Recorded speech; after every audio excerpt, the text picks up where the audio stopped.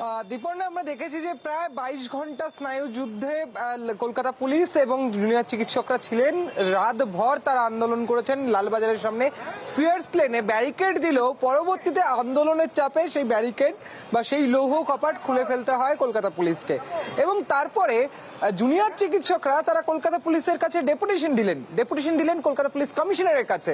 সেখানে সেই ডেপুটেশনে জুনিয়র চিকিৎসকরা যে ডেপুটেশনটি তুলে দিলেন কলকাতা পুলিশ কমিশনারের কাছে, সেখানে আমরা দেখলাম যে তারই পদত্যাগ, অর্থাৎ সিপির যে পদত্যাগ তারা চাইছিলেন এবং সেই সংক্রান্ত ডেপুটেশনই কিন্তু জুনিয়র চিকিৎসকরা সিপির হাতে তুলে দিলেন। এবং লালবাজার অভিযান শেষ এবং শেষ হওয়ার পরে তারা যখন ফিরলেন আরজি করে, তারা জানালেন যে তারা কর্মবিরতিতেই থাকছে, তাদের আন্দোলন চলবে। শুধুমাত্র আন্দোলন চলবে নয়, বৃহত্তর আন্দোলন আরো এগোবে। কিন্তু কিভাবে সেই আন্দোলনের প্রক্রিয়া হবে, আজকে রাতে 1 ঘন্টার জন্য আলো নিভিয়ে বিভিন্ন জায়গায়, বিভিন্ন হাসপাতালে যেখানে এই অবস্থান চলছে, সেখানে যেমন প্রদীপ জ্বালানো হবে, তেমন রাজ্য তথা দেশের মানুষের কাছে আবেদন রেখেছেন আন্দোলনরত চিকিৎসকরা যে আজকে যাতে এই যে রাত 9টা থেকে রাত 10টা পর্যন্ত এই সময়ের মধ্যে বাড়ির আলো নিভিয়ে সেখানে তারা তার আলোর পরিবর্তে ইলেকট্রিক আলোর বদলে তারা যেন প্রদীপ জ্বালান এই 1 ঘন্টার জন্য। তার পাশাপাশি একাধিক কর্মসূচির সিদ্ধান্ত নেওয়া হতে পারে। ইতিমধ্যেই গতকালকে যে আমরা দেখেছি, যখন ডেপুটেশন দেওয়ার পরে তারা লালবাজার অভিযান সমাপ্ত করেন এবং আরজি করে ফেরেন, তারা কিন্তু বলছেন যে তারা তাদের দাবিতে অনড়। অর্থাৎ মূল 3টি দাবি, একটি দাবি ইতিমধ্যেই কমপ্লিট হয়েছে, সন্দীপ ঘোষের সাসপেনশন, সেটি করা হয়েছে স্বাস্থ্য ভবনের তরফ থেকে। বাকি রয়েছে এখনো 2টি দাবি। একটি রয়েছে কলকাতা পুলিশের কমিশনারের পদত্যাগ, যেটি গতকালকেই ডেপুটেশন দিয়েছেন তারা কলকাতা পুলিশ কমিশনারের কাছে। এবং অপরটি এই যে গোটা যে ঘটনা, এই যে নৃশংস ঘটনা, এই যে জঘন্য ঘটনা, সেই ঘটনার পেছনে কাদের হাত রয়েছে? শুধুমাত্র সঞ্জয় রায়, নাকি জুনিয়র চিকিৎসকরা মনে করছেন যে এর সঙ্গে আরো অনেকে যোগ রয়েছে? ফলত সেই জায়গায় দাঁড়িয়ে তাদেরকে কেন গ্রেফতার করা যাচ্ছে না?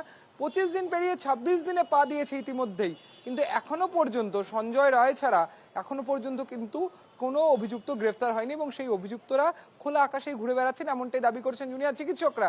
ফলত যতক্ষণ না পর্যন্ত এই দোষীরা গ্রেফতার হচ্ছে, ততক্ষণ পর্যন্ত তারা কাজে ফিরতে নিজেদেরকে সেফ ফিল করছে না, তারা সেফ ফিল করছে না কাজে ফেরার জন্য। ফলত সেই কারণে নিরাপত্তা সংক্রান্ত যে বিষয়টি রয়েছে, সেই জায়গায় দাঁড়িয়ে তারা বলছেন দোষীদেরকেও গ্রেফতার করতে হবে। এই দুটিকে দাবিকে সামনে রেখে মূলত আন্দোলন চালিয়ে যাচ্ছেন তারা।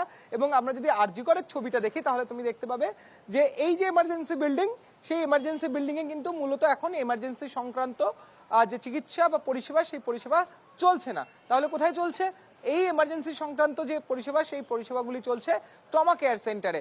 রোগীর পরিজনদের সংখ্যা ধীরে ধীরে কিছুটা বাড়ছে, রোগীর সংখ্যাও কিছুটা বাড়ছে। হাসপাতাল কর্তৃপক্ষ বারংবার চেষ্টা করেছেন যাতে রোগীর সংখ্যা বা স্বাভাবিক ছন্দে ফেরানো সম্ভব হয় আরজি করকে। জুনিয়র চিকিৎসকরা তারা পরিষেবা না দিলেও যারা সিনিয়র চিকিৎসকরা রয়েছেন তারা কিন্তু পরিষেবা সচল রাখার চেষ্টা করছেন। কয়েকজনের সঙ্গে একটু কথা বলার চেষ্টা করবো রোগীর পরিজনদের। আপনার কি পেশেন্ট ভর্তি আছে? ডাক্তার দেখাতে এসেছেন? জি। ডাক্তার দেখাতে এসেছেন, টিকিট করেছেন? না, এখনো করা হয়নি। ওপিডিতে ডাক্তার দেখাতে? হ্যাঁ। আচ্ছা, বেশ। আপনিও কি ডাক্তার দেখাতে? আমার মেয়ে ফটো উঠবে পেটের বুকি, তাই এনেছি আজকে ডেট। পরিষেবা ঠিকঠাক পাচ্ছেন? হ্যাঁ, আগের থেকে ঠিক পাচ্ছি। 3.5 বছর ধরে আসছি আমি। আচ্ছা, কেমন দেখছেন পরিষেবা? এখন আজকে প্রথম আসলাম, এই গন্ডগোলের পর আজকেই আমি আসলাম। বেশ, আমি আরো কয়েকজনের সঙ্গে একটু কথা বলার চেষ্টা করব। আপনারা কি ডাক্তার দেখাতে এসেছেন? হ্যাঁ। কোথায়? আউটডোরে, ওপিডিতে? হ্যাঁ হ্যাঁ টিকিট কেটেছেন? হ্যাঁ, টিকিট কেটেছি। আচ্ছা, এই টিকিট কাটলেন, কখন দেখবেন ডাক্তারবাবু? কি বললো? কিছু বললো না, যে এমার্জেন্সিতে চলে যান, দোতলায় দেখবে। দোতলায় দেখবে। আচ্ছা, পরিষেবা ঠিকঠাক পাচ্ছেন? এর আগে এসেছিলেন না? আজকে প্রথম এসেছি। বেশ। রোগীর পরিজনরা বলছেন যে তারা পরিষেবা এখনো পর্যন্ত ঠিকঠাক পাচ্ছেন। তারা ইতিমধ্যেই টিকিট কেটেছেন, ওপিডিতে ডাক্তার দেখাবেন, অনেকেই এসছেন। এবং এই যে বিল্ডিংটি তুমি জানো যে এটি ইমার্জেন্সি বিল্ডিং, যার 3 তলার সেমিনার হলে ঘটে গেছে একটি জঘন্য ঘটনা।